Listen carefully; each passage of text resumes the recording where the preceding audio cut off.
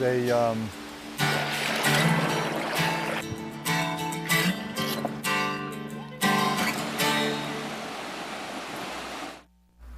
Hello, welcome to Walk in the Park. My name is Tony Ingram, and this is May 23rd, 2018. So this time we're going to go out to a bog. We're going to go out to an area that's actually, actually before I get onto that, I just should mention you can see all of my episodes at walkinthepark.tv. We will get out to a bog. We'll get out to a very interesting natural area. But first I want to say also a couple of things about what this is. This is Pegasus. This is public access television in Ithaca, New York, channel 13, and we also have educational and government access. So that's what this stands for, Pegasus Public Educational and Government Access System. And you can see all of our shows at our website, all of our series, pegasus.webstarts.com, and you can become a producer yourself. And we have a Facebook page, as this shows, and you can become a producer yourself at Pegasus Studio. Go through one of the trainings, go to the website, and you will find the next training for either using our main studio or portable equipment you can take out into the community and make your own TV shows. So that's what I've been doing for a long time, and Walk in the Park is a long series, so we're on episode 193. So this time we're going to take a look at one of Tompkins County's unique natural areas. Now there are a lot of them that have established over the last 40 years or more, 45 years say, that are overseen or at least initiated by the Tompkins County Environmental Management Bureau. So I'm just going to go to the website and read you a little bit about what this is. As growth and development continue, more of the open space in the county is likely to be changed. Economic development is compatible with environmental awareness if it proceeds with complete information about the biological and physical features of a site and an understanding of potential environmental impacts.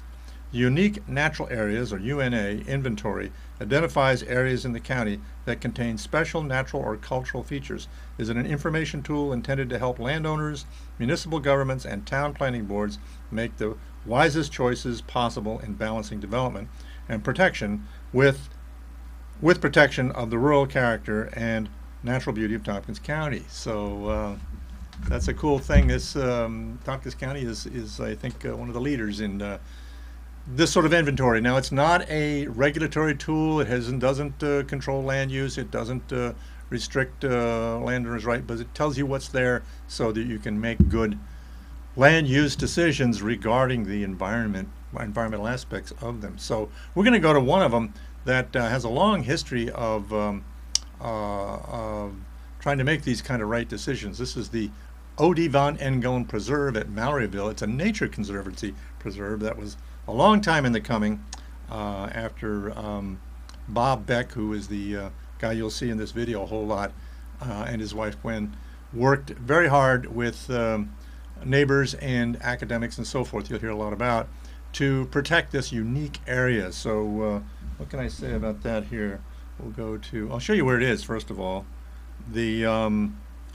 It's, okay, so look at this map of Ithaca here, actually the Ithaca area and Ithaca's right there where that one green blob is. That's actually on South Hill, that indicator for another nature conservancy preserve, which is called Elridge Wilderness, and that is off of East King Road, I believe, and Troy Road. And on the upper right, or upper center there, right center, that's the location of the O.D. Van Engelen Malloryville Preserve, the Nature Conservancy, and that's about halfway to Cortland, north of Dryden, off the Fall Creek Road, 366, I think that might be. So here's another map of it, road map, and you can see I put an arrow in there. It says Fall Creek Road is one of the arrows, and the other road, the green arrow, if you can see the green arrow to a star, that's the location. So it's almost to McLean, on the other side of Freeville, on the northeast of Freeville. So that's where this preserve is. And then here is a aerial Google Earth image of it, and you can see the forested area there with some green splotches in the middle of it. Those are actually wetlands, bogs, and fens, and so forth that you'll find out about And the whole preserve now is 309 acres. I think it started out as 35 when Bob and Gwen gave their initial acreage for it. So we're going to go over there this was, boy, it was about a week and a half ago.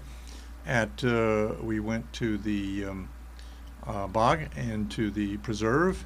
And let's see, would I have anything to say on this one? Yeah, okay. So we're going to get an introduction from Bob. We're going to get an introduction from Bob Beck on a Tompkins County environmental management trip to the preserve, and so the public was invited. So I went along with my camera. So let's take a look at this first.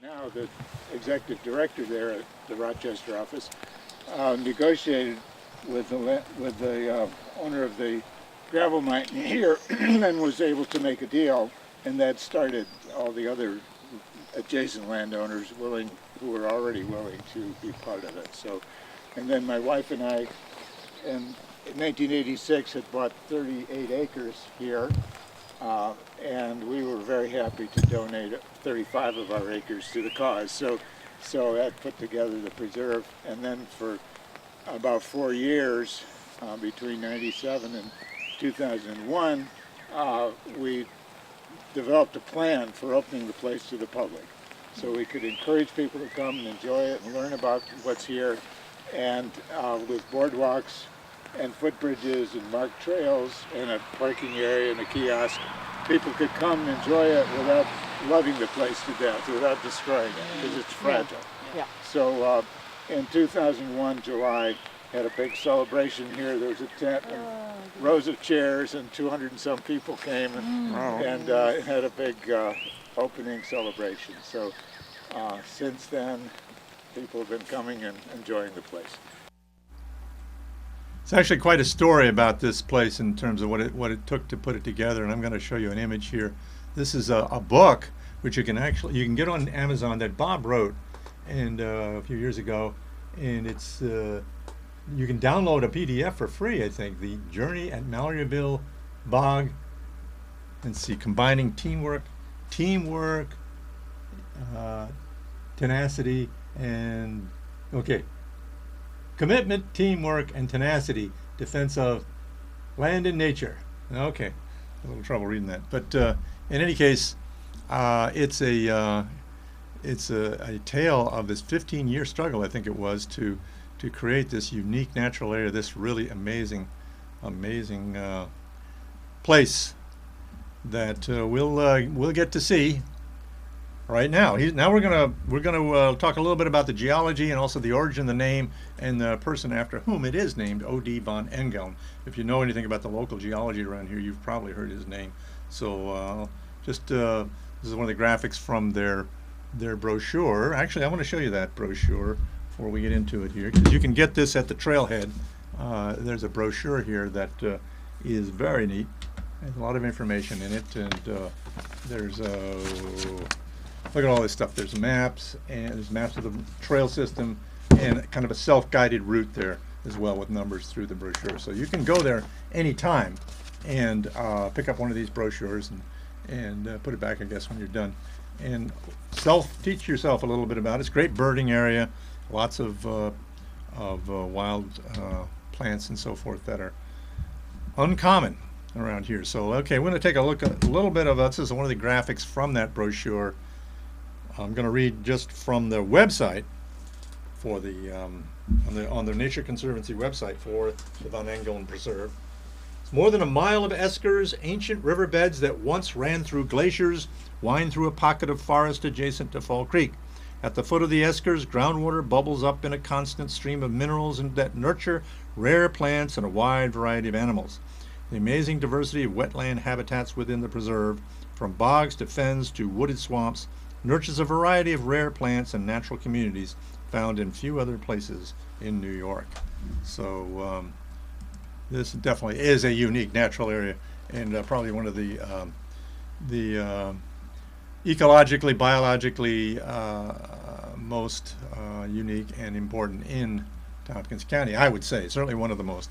Okay, so we're going to look at another, wait a minute, actually we're going to look at a video that goes It goes here. This was I was going to start the video for the geology and the name O.D. Van Engelen. Let's go to there.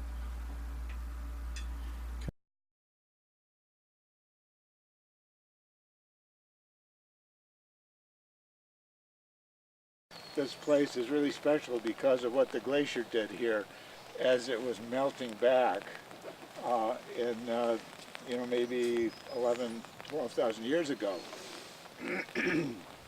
So imagine a glacier that might have been a mile high that pushed south over many long periods of time, pushed south down into Pennsylvania, and then the climate was warming and the edge of the glacier is melting back. And when it was here, it was sort of stagnated. Remember that the snow and ice at the north, way up in North Canada, was still falling. Snow falling, the glacier was still very heavy and trying to push south as sort of this flowing sheet of ice, mile high. It's actually slowly flowing, but at the same time it's trying to push south, it's melting back at an equal rate. So it sort of was stagnant right in here, and that created conditions with a huge amounts of melting water coming off the front of this glacier, created the landforms here, cames and kettles and eskers. So this is a special place because of what that flowing melting water did with moving gravel around and creating the complex landscape here. So here, Professor Van Engelen was a geology professor at Cornell from the early 1900s until, 1950s or something. And he brought his students here. In those days, this was a gravel road, little gravel road, and the train station was still in East Ithaca. So he would take his students from Cornell over to East Ithaca, get on the train, tell the engineer, stop at that little gravel road, West Malloryville Road, and let us off. So they would get off and they'd hike around studying the geology and the eskers here, and then hail another train. There were trains going the other way in the afternoon and head back to Ithaca. So he really loved this place. And meantime, Cornell botanists also, really liked this because of the rare plants here. And Professor Van Engelen put in his will that this place could be one of the possible places. He had four ideas, I think, where his money could go, but he wanted the money to remain in his estate until two people passed away. I think it was a sister and a secretary, that he wanted to be supported by the income from his money. And when they passed away, then the executors of his will could decide what to do with the money. So to make a long story short, the money eventually came here to help the Nature Conservancy buy the gravel mine and do the rest of the work. So thank Professor, 40 years. Okay, we're going to go right out on the trail with them now because we have got more material than we can probably cover here. So this cover slide up here, another trail map over the features, and go right. Going to take a look at the mineral-rich swamp is the next section here. So make sure we got the right one here. All right, coming right up here.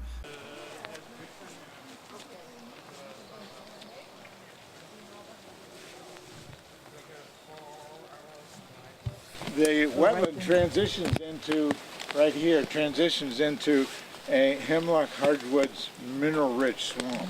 Ooh. So it's trees and mineral-rich water feeding this wetland. And so it's alkaline, has lots of minerals that have come out of the groundwater upslope and to the west here. So the rain comes down, seeps through the ground, and dissolves out minerals in the rocks and gravel deep in the ground, and then it slowly comes through and comes out in feeding the wetlands. And as we go a little bit further up, you'll see some springs. Down at the bottom of the slope, there's water coming out of the ground, headwaters of a small stream, and those springs are flowing year-round. So mineral-rich water coming out of the higher gravel deposits. And so we were concerned You know, this is in 1986. My wife and I had just about to move in and discover, our house is just on the other side of the wetlands here, discovered that this gravel mine application was in the works. And I knew this place from before, and I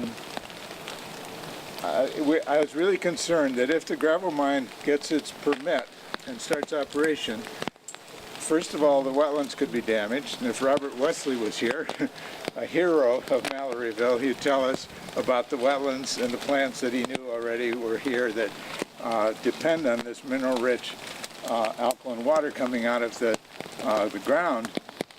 If the gravel mine starts, and it has the potential of really messing up the wetlands, because they were going to go down, take out gravel down to a low level, well below the level of the water in the wetlands. So that was a real concern. But also, what would be the likelihood of an environmental organization be willing to establish a nature preserve here that's threatened by an already existing gravel mine right next door? So that's why I contacted the Nature Conservancy and wasn't sure if they would be interested. But they came to the defense of Malloryville, and at the same time, at that time, I was helping get the Finger Lakes Land Trust started, and was one of the founding board members and became the first executive director a few years later. But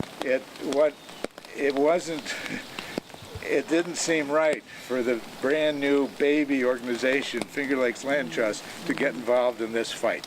So the Nature Conservancy is well established and, you know, had the resources and connections, and they were interested. So that's why this is a Nature Conservancy preserve and not a Finger Lakes Land Trust preserve. Okay, so I want to get us right out on the trail and look at a variety of things. I want to end up in the bog itself, which is perhaps the biologically most interesting part of the whole preserve. So let's go to the bog. Get that video up here in a second. Coming right up.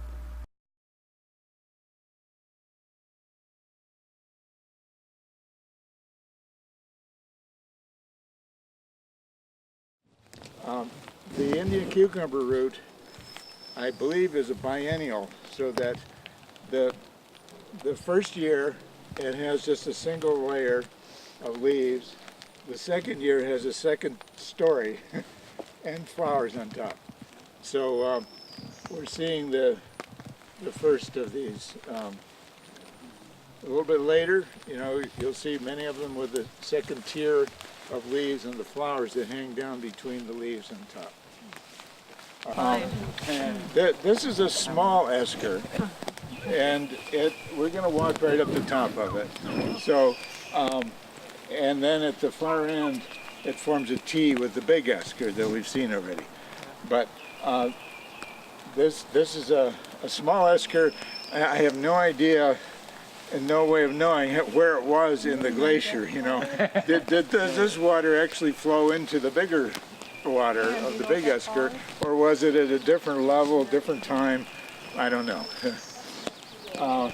But as we walk up here on the small esker, think about the wetlands. On the west side, on our right side, is the mineral-rich swamp. On the left side, towards the east, is the mineral poor swamp. So the mineral poor swamp and the acid bog further over are more acid and mineral poor, and I think it's just the fact that they're further away from the source of the groundwater. So you get that transition, you know, the difference between mineral rich and mineral poor. The trees look the same, but many of the smaller plants are different. Okay? Let's walk.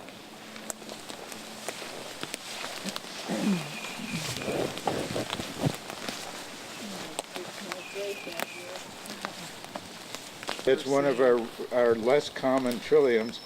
In places, the white trilliums are super abundant, and the nodding or the red trilliums that we've seen, and we'll pass some more, are less common than the white, and then the painted is the lesser common one.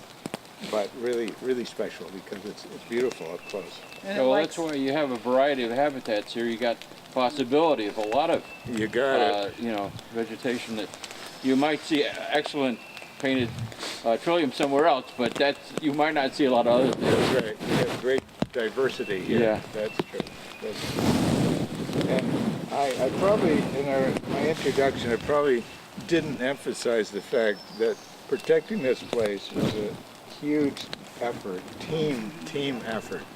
Right? And from the beginning, the Environmental Management Council and the Tompkins County Planning Department were fully on board and really helpful in writing letters to DEC in opposition to the gravel mine. The Nature Conservancy, of course, the professors. There was professors at Cornell. Robert Wesley, not a professor, but knows the natural history and the plants better than anybody around, was on board. And Cornell Plantations, now called Cornell Botanical Gardens, was really important. Barbara Bedford at Cornell, wetlands ecologist, was one of our strong supporters. And then Syracuse University Professor Donald Siegel, there, a hydrogeologist, and his students came and did studies here. That was really important. And then SUNY ESF, Environmental Science and Forestry at Syracuse. Professor Donald Leopold. Professor Donald Leopold was fabulous in writing letters and using his influence with DEC. So the book that I wrote a number of years later is called The Journey in Malloryville Bog. The subtitle sort of emphasizes that it was commitment, teamwork, and tenacity that got the results. And it wouldn't have happened without the teamwork. It was just fantastic people came together and stuck with it because it wasn't just a one-time fight. It was 3 gravel mine proposals, one after another. Push one away, another one. They came up with another one, and then another one. So I had to go out and contact our team members again and again and say, look, are you still willing to write letters, come to more meetings, and be in the fight? And they were. So we were successful.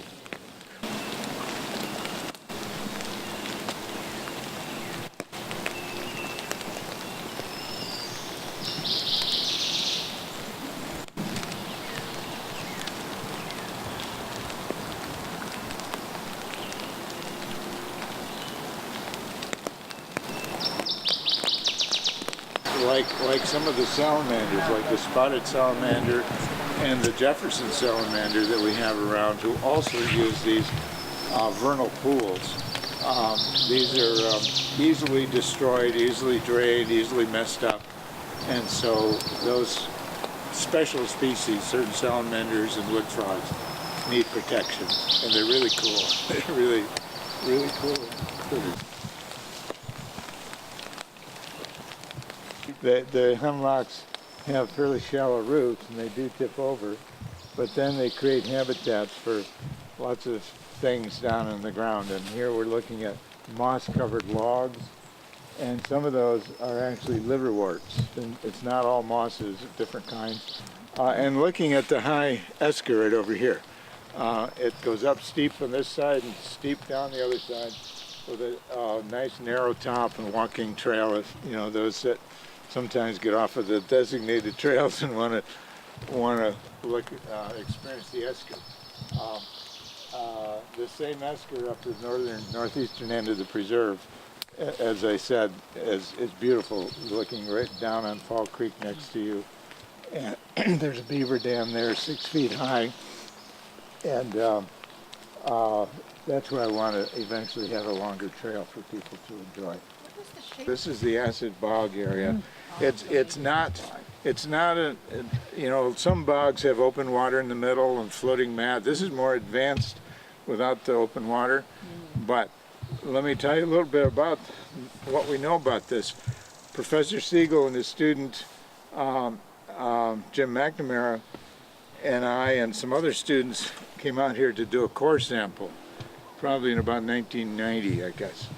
And they chose a spot partway across over here, and had this tripod apparatus and a crank thing to drill down through the layers of peat. Turned out it was 30-some feet down to the gravel bottom. So imagine, we're standing here at the top. And probably when the glacier melted and the block of ice here melted and the gravel collapsed around and formed this deep hole right here, it was filled immediately with water, so it was a pond. And then gradually started silting in, and then there was probably floating mat on top. At first it was a bog, it was a fen. Now the groundwater was coming up. There's still groundwater from deeper coming up. So that alkaline mineral-rich groundwater created fen vegetation at the surface. But that kept growing higher and higher and higher, leaving, peat behind, right? Partially decayed vegetation underneath, and the fresh stuff growing on top, going higher and higher, until at some point rainwater became more important than the groundwater coming up from below. So it transitioned into an acid bog. And it still is an acid bog and still growing higher. Come back in a few years and this will be buried. A few thousand years. Anyway, so the radiocarbon dating indicated that the transition from fen to bog occurred 4,100 years ago. So now we have lots of plants to look at. There's picture plants here, they're all around.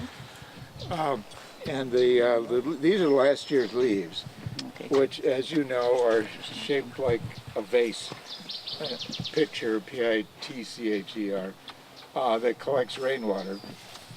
And if they're hollow, they start out flat. And in a few weeks, you're going to see the young leaves that are flat starting to show up.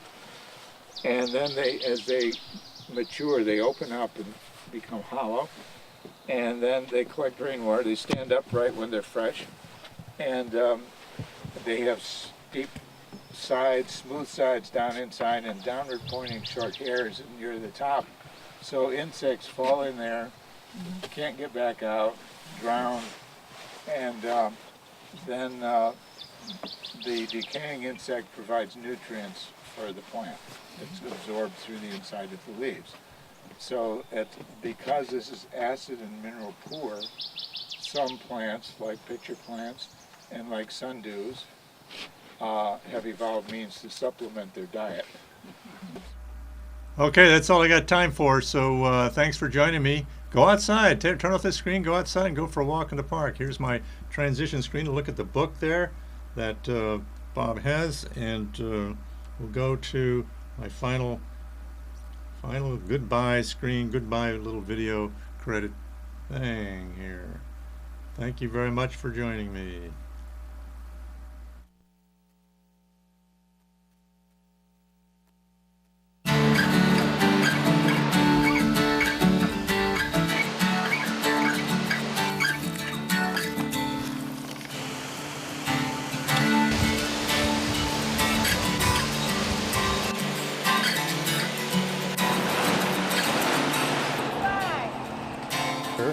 Is a